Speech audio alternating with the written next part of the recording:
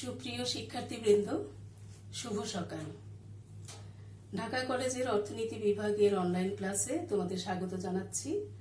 আশা করি ভালো আছো, সুস্থ আছো, নিরাপদে আছো। শিক্ষা প্রতিষ্ঠান বন্ধ রয়েছে, কিন্তু আমাদের শিক্ষা কার্যক্রম থেমে নেই। ইতিমধ্যে অনার্স ফার্স্ট ইয়ার, সেকেন্ড ইয়ারের ক্লাস শুরু হয়ে গেছে। তারই ধারাবাহিকতায় আমরা থার্ড ইয়ারের ক্লাসও শুরু করেছি। তোমরা জানো, করোনা মহামারীর পূর্বে আমি তোমাদেরকে স্ট্যাটিস্টিক্স ফর ইকোনমিক্স অর্থাৎ অর্থনীতির জন্য পরিসংখ্যান এই সাবজেক্টটি পড়াতে শুরু করেছিলাম, এবং এই সাবজেক্টের প্রথম চ্যাপ্টার সম্ভাবনা এবং সম্ভাবনা তত্ত্ব অর্থাৎ প্রবাবিলিটি অ্যান্ড প্রবাবিলিটি ডিস্ট্রিবিউশন, এই চ্যাপ্টারটি আমি শুরু করেছিলাম এবং বেশ কয়েকটি ক্লাসও নিয়েছিলাম। যেহেতু গত 3 মাস ধরে ক্লাস হচ্ছে না, তোমরা অনেকটাই ভুলে গিয়েছো, তাই আমি এই চ্যাপ্টারটি আবার প্রথম থেকেই শুরু করছি তোমাদের সুবিধার্থে। তো চলো শিক্ষার্থীরা, আমরা শুরু করি। সম্ভাবনা কাকে বলে এবং সম্ভাবনার বৈশিষ্ট্যগুলো কি কি? সম্ভাবনা শব্দটি আমরা কম বেশি সবাই ব্যবহার করে থাকি। দৈনন্দিন জীবনে আমরা প্রায় সবাই ব্যবহার করে থাকি। যেমন আকাশ মেঘলা দেখলেই আমরা বলি আজ বৃষ্টি হবার সম্ভাবনা বেশি। টানা বৃষ্টি হতে থাকলে আমরা বলি এবছর বন্যা হবার সম্ভাবনা বেশি। কেউ পরীক্ষা খারাপ দিলে আমরা বলি তার জিপিএ 5 পাবার সম্ভাবনা কম, ইত্যাদি। অর্থাৎ কোনো ঘটনা ঘটা বা না ঘটা সম্পর্কে নিশ্চিত না হলেই সম্ভাবনা কথাটি ব্যবহার করা হয়। নিশ্চিত ঘটনার ক্ষেত্রে কখনোই সম্ভাবনা কথাটি ব্যবহার করা হয় না। তো সম্ভাবনার আবিধানিক অর্থ হলো ঘটনীয় বা যা ঘটতে পারে। অর্থাৎ কোনো ঘটনা ভবিষ্যতে ঘটার বা না ঘটার মাত্রাকেই বলা হয় সম্ভাবনা। কোনো ঘটনা ভবিষ্যতে ঘটবে কি ঘটবে না তার গাণিতিক পরিমাপই হলো ঘটক সম্ভাবনা। সহজভাবে বলা যায়, কোনো পরীক্ষণের মোট ফলাফলের সংখ্যা এবং অনুকূল ফলাফলের অনুপাতকেই বলা হয় সম্ভাবনা। মনে করি কোনো একটি ঘটনা এ।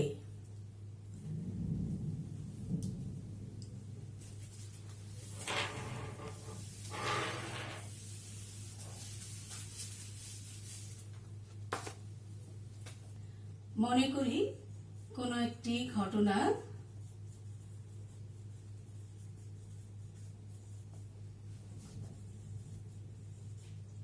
ইকুয়াল টু এ। এ ঘটনার মোট ফলাফলের সংখ্যা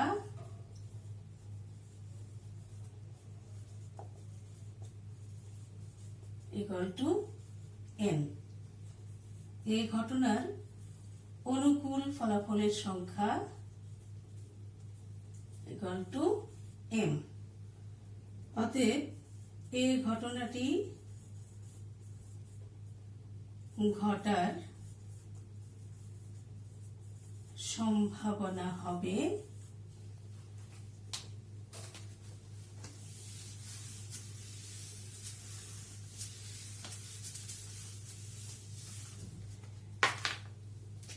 probability of A equal to M by N।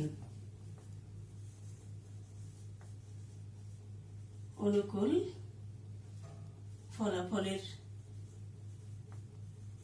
সংখ্যা ডিভাইডেড বাই মোট ফলাফলের সংখ্যা। তাহলে probability of A equal to M by N অর্থাৎ অনুকূল ফলাফল ডিভাইডেড বাই মোট ফলাফল। এভাবে আমরা সম্ভাবনাকে সংজ্ঞায়িত করতে পারি। এই সম্ভাবনার সংজ্ঞা এবং প্রকৃতি বিশ্লেষণ করলে এর কতগুলো বৈশিষ্ট্য লক্ষ্য করা যায়। যেমন 1 নাম্বার, সম্ভাবনা একটি এককবিহীন সংখ্যা।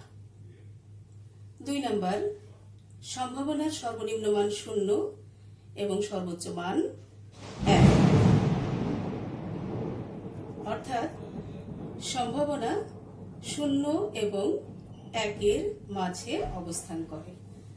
আমরা একে এইভাবে লিখি 0 less than probability of A less than 1, অর্থাৎ probability of A lies between 0 to 1।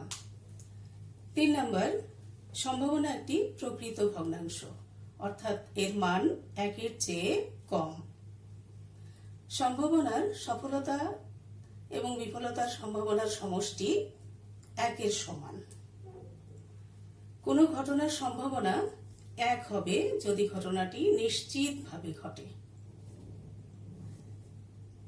যখন কোনো ঘটনা নিশ্চিতভাবে কখনোই ঘটবে না, তখন তার সম্ভাবনা হবে 0। যেমন একটি ছক্কা গড়িয়ে দেওয়া হলে 7 পাওয়ার সম্ভাবনা 0। এবার সম্ভাবনার সাথে সম্পর্কিত বেশ কিছু বিষয় সম্পর্কে আমাদেরকে জানতে হবে। যেমন 1 নাম্বার,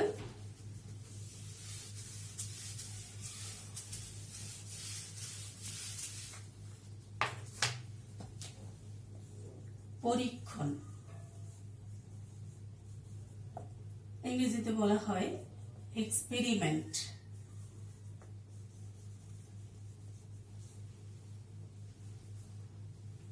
পরীক্ষণ বা এক্সপেরিমেন্ট বলতে আমরা কি বুঝি? কতগুলো নির্দিষ্ট শর্তের অধীনে কোনো একটি চেষ্টা পুনরাবৃত্তি করা হলে তাকে বলা হয় পরীক্ষণ। যেমন আমরা লুডো খেলার সময় জানি যে ছক্কা না ওঠা পর্যন্ত গুটি বের হবে না। অতএব ছক্কা ওঠানোর জন্য আমরা বারবার যখন গুটিটাকে বোর্ডের উপরে গড়িয়ে দেই, তখন তাকে বলা হয় পরীক্ষণ বা এক্সপেরিমেন্ট। 2 নাম্বার, চেষ্টা। ইংরেজিতে বলা হয় ট্রায়াল। কতগুলো নির্দিষ্ট শর্তের অধীনে কোনো একটি পরীক্ষা সম্পন্ন করার জন্য প্রয়োজনীয় কার্যক্রম একবার সম্পন্ন করা হলে তাকে বলা হয় ট্রায়াল বা চেষ্টা। যেমন একটি নিরপেক্ষ ছক্কা 5 বার গড়িয়ে দেওয়া হলো, এই প্রত্যেকবার হবে এক একটি চেষ্টা। 3 নাম্বার, নমুনা ক্ষেত্র।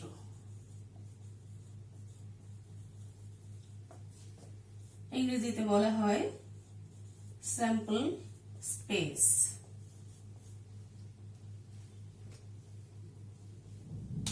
কোনো দৈব পরীক্ষণে প্রাপ্ত ফলাফলগুলির প্রত্যেকটিকে মাত্র একবার লিখে যে সেট তৈরি করা হয় তাকে বলা হয় নমুনা ক্ষেত্র বা স্যাম্পল স্পেস। যেমন একটি মুদ্রা নিক্ষেপ পরীক্ষায় 2টি ফলাফল পাওয়া যায়, হেড এবং টেল। অতএব নমুনা ক্ষেত্রটি হবে HT। অনুরূপভাবে 2টি মুদ্রা একত্রে নিক্ষেপ করা হলে বা একটি মুদ্রা 2 বার নিক্ষেপ করা হলে প্রাপ্ত ফলাফলগুলিকে লিখে যে সেট তৈরি করা হবে সেটি হবে স্যাম্পল স্পেস।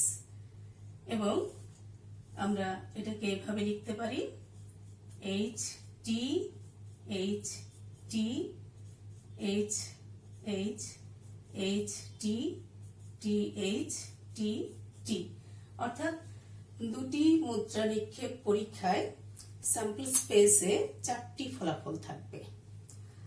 এই যে স্যাম্পল স্পেসে প্রত্যেকটি ফলাফলকেই বলা হয় স্যাম্পল পয়েন্ট বা নমুনা বিন্দু। এখন যদি আমরা একটা নিরপেক্ষ ছক্কা গড়িয়ে দিই, তাহলে স্যাম্পল স্পেসটি হবে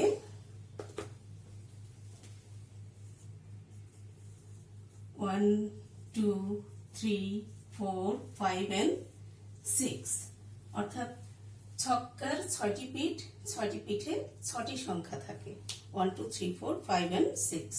এই প্রত্যেকটি সংখ্যাকে একবার লিখে যে সেট তৈরি করা হয় সেটি স্যাম্পল স্পেস। এরপর আমরা দেখব ঘটনা কাকে বলে।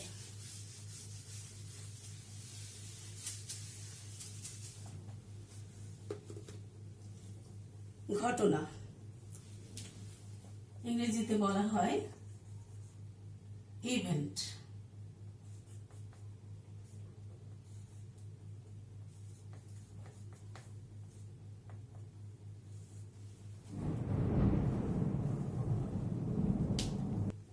এবার আসো আমরা ঘটনা কাকে বলে সে সম্পর্কে জানি। ঘটনা কোনো পরীক্ষায় প্রাপ্ত একটি নির্দিষ্ট বৈশিষ্ট্যের অনুকূল ফলাফলের সেটকে বলা হয় ঘটনা।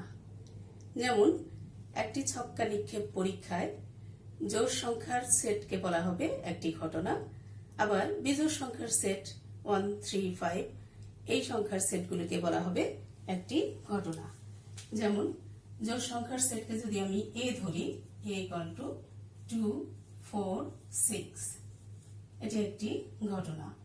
অনুরূপভাবে b = 1, 3, 5 বিজোড় সংখ্যার সেট, এটি আরেকটি ঘটনা।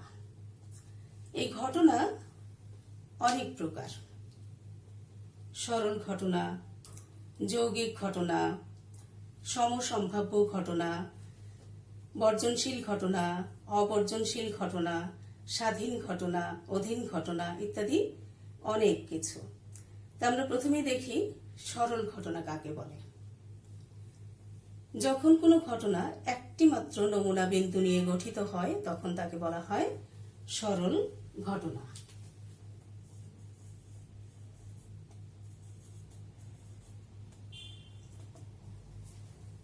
যেমন a একটি মাত্র নমুনা বিন্দু h, b = 1 এগুলো হলো সরল ঘটনা। 2 নম্বর যৌগিক ঘটনা।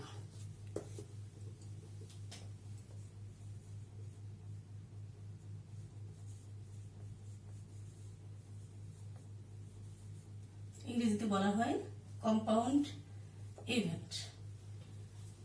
যখন কোনো ঘটনা 2 বা ততোধিক নমুনা বিন্দু নিয়ে গঠিত হয় তখন তাকে বলা হয় যৌগিক ঘটনা। যখন কোনো ঘটনা 2 বা ততোধিক নমুনা বিন্দু নিয়ে গঠিত হয় তখন তাকে বলা হয় যৌগিক ঘটনা। যেমন a =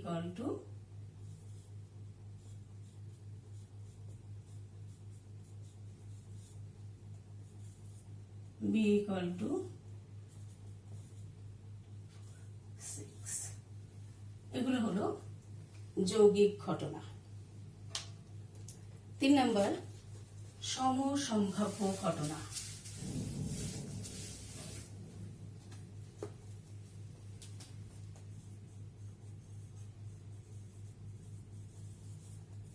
equally likely events।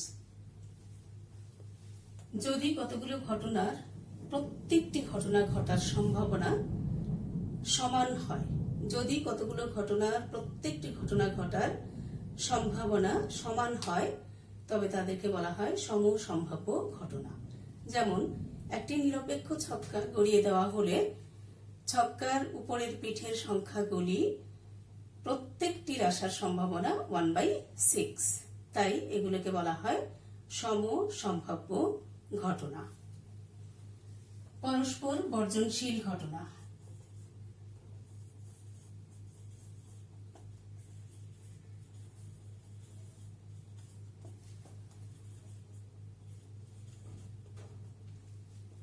Mutually exclusive event. যদি দুটি ঘটনা এমন হয় যে তাদের একটি ঘটনা ঘটলে অপরটি কখনোই ঘটবে না, তবে ওই ঘটনা দুটি পরস্পর বর্জনশীল ঘটনা। যেমন একটি নিরপেক্ষ ছক্কা গড়িয়ে দেওয়া হলে জোড় সংখ্যার ঘটনা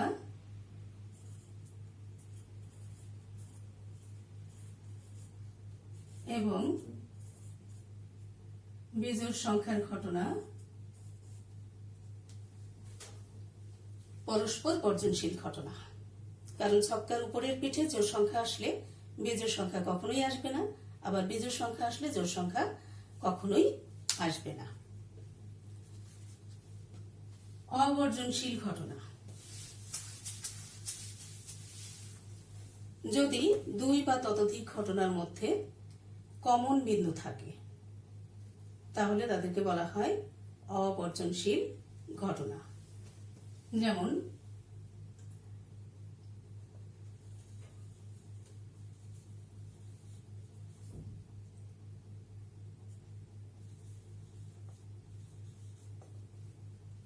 A equal to 2, 4, 6 একটি ঘটনা, B equal to 3, 6 আরেকটি ঘটনা।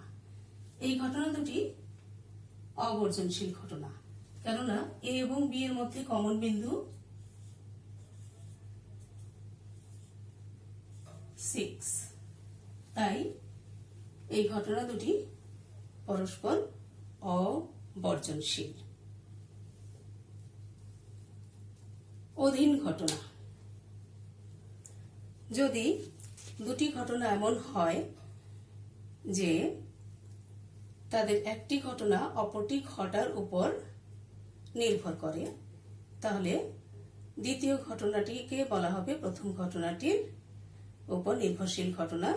একে শর্তাধীন ঘটনাও বলা হয়। আমরা সূত্রের সাহায্যে একে লিখতে পারি এভাবে,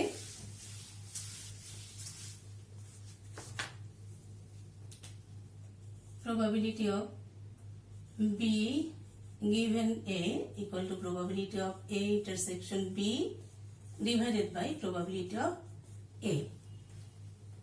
যেমন এক প্যাকেট তাস হতে প্রথমে একটি তাস তোলা হলো, তারপর আরেকটি তাস তোলা হলো। দ্বিতীয় তাসটি তোলার পূর্বে প্রথম তাসটি প্যাকেটে ফেরত দেওয়া হবে কি হবে না তার উপরে নির্ভর করবে দ্বিতীয় তাসটির সম্ভাবনা। তাই এটিকে বলা হবে শর্তাধীন সম্ভাবনা। এরপর আমরা দেখি স্বাধীন ঘটনা।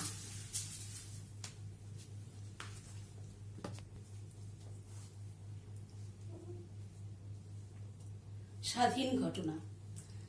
যদি দুটি ঘটনা একত্রে ঘটার সম্ভাবনা তাদের পৃথক পৃথকভাবে ঘটার সম্ভাবনার গুণফলের সমান হয় তবে ঘটনা দুটি পরস্পর স্বাধীন।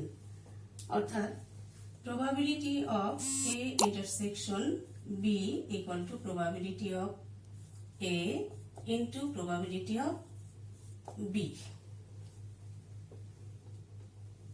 এখন আমরা দেখব দুটি মুদ্রা এবং ছক্কার সম্ভাবনা আমরা কিভাবে নির্ণয় করতে পারি। প্রথমে আমি একটি প্রবলেম বলি।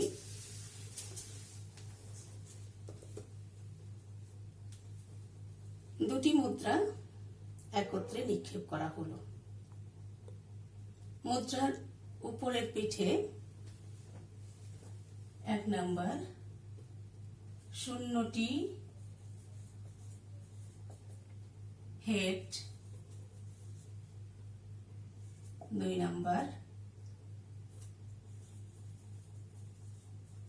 কমপক্ষে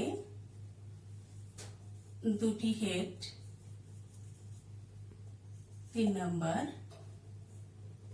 বেশির পক্ষে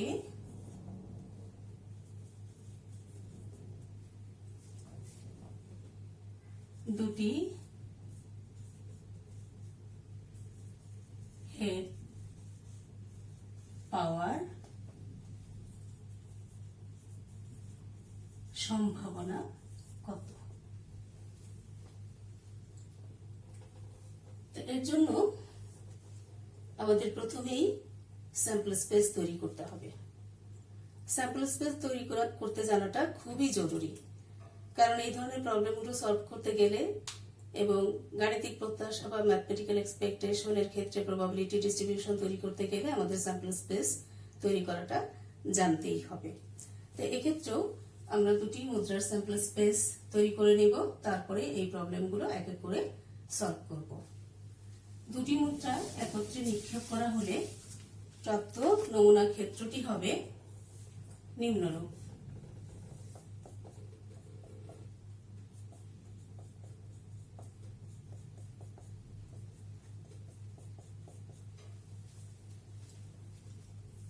এখানে মোট ফলাফলের সংখ্যা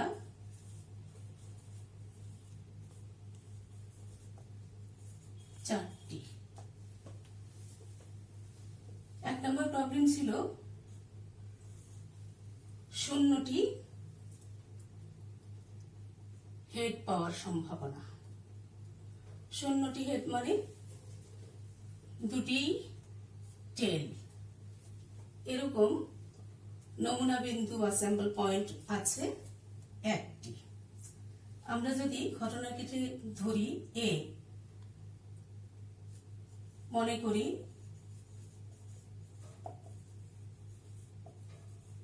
0টি হেড পাওয়ার ঘটনা এ। এই ঘটনার অনুকূল নমুনা বিন্দু আছে কয়টি? 1টি, টি। 0টি হেড মানে 1টিও হেড না, 2টি টেল। তাহলে এরকম অনুকূল বিন্দু আছে 1টি। আর মোট ফলাফল অর্থাৎ মোট নমুনা বিন্দু আছে 4টি। অতএব probability of A equal to 1/4। 2 number বড় জোর কমপক্ষে 1টি হেড। সরি, ওখানে 2টি লেখা হয়েছে, 2টি হবে না। কমপক্ষে 1টি হেড পাওয়ার সম্ভাবনা। আমরা ঘটনাটিকে যদি বি ধরি,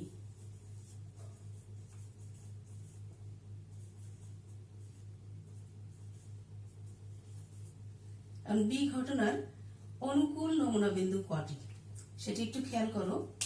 কমপক্ষে 1টি হেড, 1টি তো হবেই, 2টিও হতে পারে। তো এরকম অনুকূল নমুনা বিন্দু আছে 1, 2, 3। আর মোট নমুনা বিন্দু আছে 4টি। সুতরাং probability of B equal to 3/4। একইভাবে 3 নম্বরের ক্ষেত্রে বড় জোর 1টি হেড পাওয়ার সম্ভাবনা। আমরা যদি ঘটনাটিকে সি ধরি, তাহলে এক্ষেত্রে প্রবাবিলিটি অফ সি হবে বড় জোর 1টি, নাও হতে পারে। এরকম অনুকূল নমুনা বিন্দু আছে 1, 2, 3। তাহলে এক্ষেত্রেও ফলাফলটি হবে 3/4। এভাবে আমরা 2টি মুদ্রা নিক্ষেপের সম্ভাবনা নির্ণয় করতে পারি। তো শিক্ষার্থীবৃন্দ, আজকের এই আলোচনা থেকে আশা করি তোমরা বুঝতে পেরেছ এবং এটা নিশ্চয়ই তোমরা বাসায় প্র্যাকটিস করবে। আমরা আগামী ক্লাসে পরবর্তী বিষয়গুলো নিয়ে হাজির হব তোমাদের সামনে। আজ এ পর্যন্তই থাক। সবাই ভালো থাকো, সুস্থ থাকো। আল্লাহ হাফেজ।